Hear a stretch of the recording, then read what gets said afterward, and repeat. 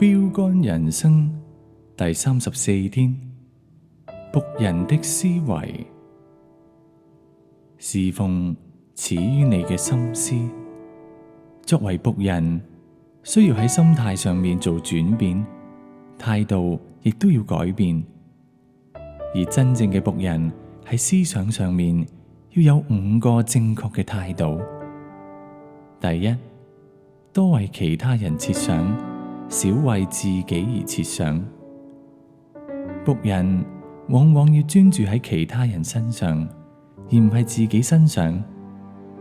真正嘅謙卑唔係睇小自己，而係少啲諗到自己。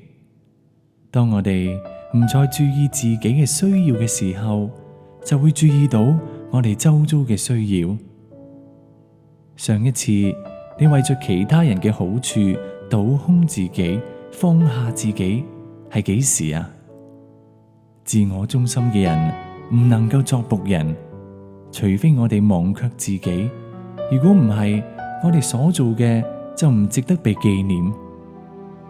謙卑係每日嘅掙扎，係我哋必須要不斷重複學習嘅功課。每日我都面對住無數次作僕人嘅機會，我要喺滿足自己嘅需要，或者係滿足其他人嘅需要呢兩者當中作出選擇。但係自我犧牲就係僕人心智嘅核心。第二，僕人思想要好似管家一樣，而唔係主人。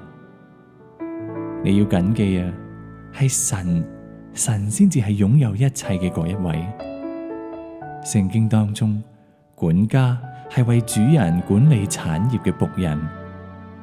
作為真正嘅僕人，你必須要先處理錢財喺你生命中嘅地位。為錢而活同為事工而活，往往係相排斥嘅目標。你要選擇邊一個呢？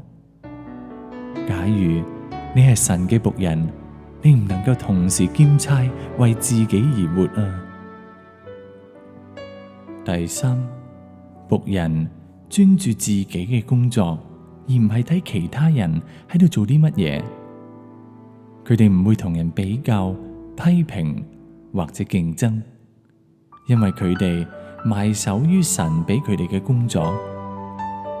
神嘅僕人彼此競爭係唔合理㗎，因為我哋本來就係同屬一個團隊，目標就係要為咗榮耀神，而唔係榮耀自己。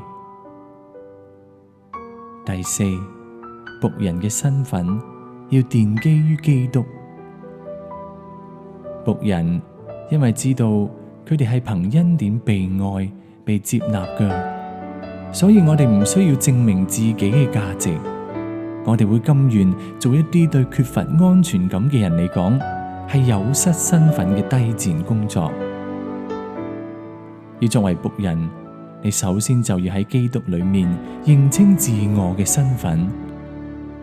缺乏安全感嘅人總係會擔心其他人對自己嘅睇法，佢哋好害怕暴露自己嘅弱點啊，因此將自己隱藏喺層層嘅驕傲同埋矯飾底下。